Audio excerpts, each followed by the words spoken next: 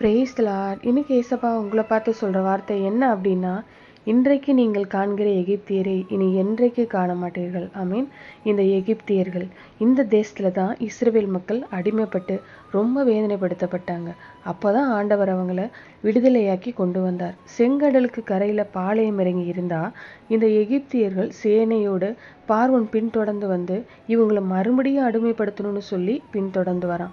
இந்த சூழ்நிலையெல்லாம் பார்த்ததும் அவங்களுக்கு பயம் வந்துருச்சு, நம்ம அழிய போறோம் அப்படின்னு சொல்லிட்டு.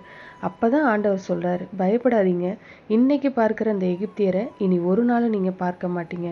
இதுவரை உங்களை பயமுறுத்தினாங்க, வேதனைப்படுத்தினாங்க, அடிமைப்படுத்தினாங்க, சிறுமைப்படுத்தினாங்க, இப்பவும் அடிமைப்படுத்த நினைக்கிறாங்க. ஆனா இனிமே நீங்க அவங்கள பார்க்கவே மாட்டீங்க.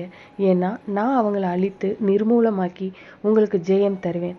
இதுவரை உங்களை தொடர்ந்து வந்த ஆபத்துகள், நெருக்கங்கள், கடன் பிரச்சனைகள், பாடுகள், உபத்திரவங்கள், பொல்லாத மனிதர்கள், நெருக்கத்தை தருகின்ற மக்கள், ஆண்டவர் சொல்றாரு, என் மகனே பயப்படாத, என் மகளே பயப்படாத. இதுதான் அவங்கள நீ கடைசியா பார்க்கறது. இனி ஒரு நாளும் நீ அவங்கள பார்க்க மாட்ட. நான் அவங்கள சிதறடித்து அழித்து உனக்காக யுத்தம் பண்ணுவேன்னு சொல்லி அதே மாதிரி கடலை 2ஆ பிளந்து அதுக்குள்ள தன்னுடைய ஜனத்தை பாதுகாப்பா நடத்தி பார்வோனையும் அவனுடைய சேனையுமே கடலுக்குள்ள அழிச்சு போட்டார். அதன் பிறகு அந்த எகிப்தின் சேனையே இல்லாம போச்சு. அதே காரியத்தை ஆண்டவர் உங்களுக்கு செய்வார். விசுவாசிக்கிறீங்களா? அப்படின்னா விசுவாசத்தோடு ஜெபிக்கலாமா? எங்கள் நல்ல தகப்பனே, அப்பா, நீங்க கொடுத்த வாக்குத்தத்தத்தை நான் விசுவாசிக்கிறேன். இன்றைக்கு நான் பார்க்குற இந்த உபத்திரவம், நெருக்கம், போராட்டம், இந்த பிசாசு கொண்டு வருகிற காரியங்கள், இதை இனி என்றைக்கு நான் பார்க்க மாட்டேன்பா. எனக்காக யுத்தம் பண்ணுகிற ஜெயம் தருகிற தேவனுக்கு ஸ்தோத்திரம், ஸ்தோத்திரம்.